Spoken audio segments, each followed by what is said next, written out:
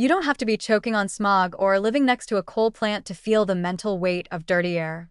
In fact, you might not feel it at all until you forget why you walked into a room, struggle to stay focused on a task, or make poor decisions you can't quite explain. This isn't burnout or bad sleep. Increasingly, it looks like the subtle mental fog that rolls in with urban air pollution. Research is now showing that even moderate, everyday levels of air pollution, levels considered acceptable by most health authorities, can quietly impair memory, shorten attention span, and chip away at decision-making capacity in otherwise healthy adults.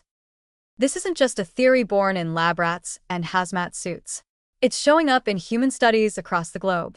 Take, for example, research from Columbia University that followed young and middle-aged adults living in cities with typical traffic pollution. On days when PM 2.5 levels spiked, participants performed worse on working memory tasks, even when they felt fine physically. Another study out of China tracked factory workers exposed to slightly elevated levels of NO2 and ozone, not enough to cause respiratory distress, but enough to cause statistically significant declines in verbal and math performance over time. The brain, it turns out, is more sensitive than we thought and less forgiving. The mechanisms behind this subtle decline are alarmingly plausible. Fine particles enter the lungs, then the bloodstream, and either directly or indirectly reach the brain. Once there, they trigger low-grade inflammation and oxidative stress, especially in areas responsible for attention and memory, like the prefrontal cortex and hippocampus. These regions don't shut down completely, they just don't fire on all cylinders.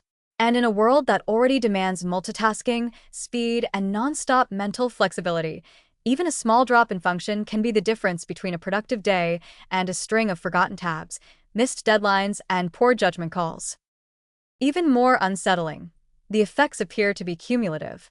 People who live in cities with higher pollution levels over time tend to score lower on cognitive assessments, regardless of age, health status, or socioeconomic background. A long-term study in London found that middle-aged adults living near busy roads performed worse on memory tests than those living in greener, less polluted areas, even after adjusting for education and income. These weren't people suffering from dementia or serious illness. They were regular, healthy individuals simply trying to go about their day. But the air they breathed was quietly slowing them down. And this fog doesn't lift once you step indoors. Indoor pollution, especially in dense urban housing, can mirror or even surpass outdoor air in terms of particulate concentration, particularly if windows are open, air filters are absent, or cooking fuels are poorly ventilated. So even when you're at home, breathing moderate air, your brain might still be in defense mode, diverting resources to counteract inflammation instead of focusing, remembering, or making clear decisions. This has wide-reaching implications, not just for personal productivity, but for society. What does it mean when millions of people in cities around the world are operating at 90% brain capacity, day in and day out, without realizing it? When students in polluted neighborhoods struggle to concentrate in school, when office workers make slightly worse decisions than they otherwise would, when drivers respond just a little slower in traffic, all because the air isn't quite clean enough. The costs add up, not in dramatic crashes or memory blackouts, but in quiet underperformance, missed opportunities, and small daily errors that compound over time. The most frustrating part? Many of these effects could be prevented. Cleaner public transit, stricter vehicle emission standards, urban greenery, and indoor air filtration can all help reduce pollution exposure. But most cities don't prioritize air quality as a cognitive health issue.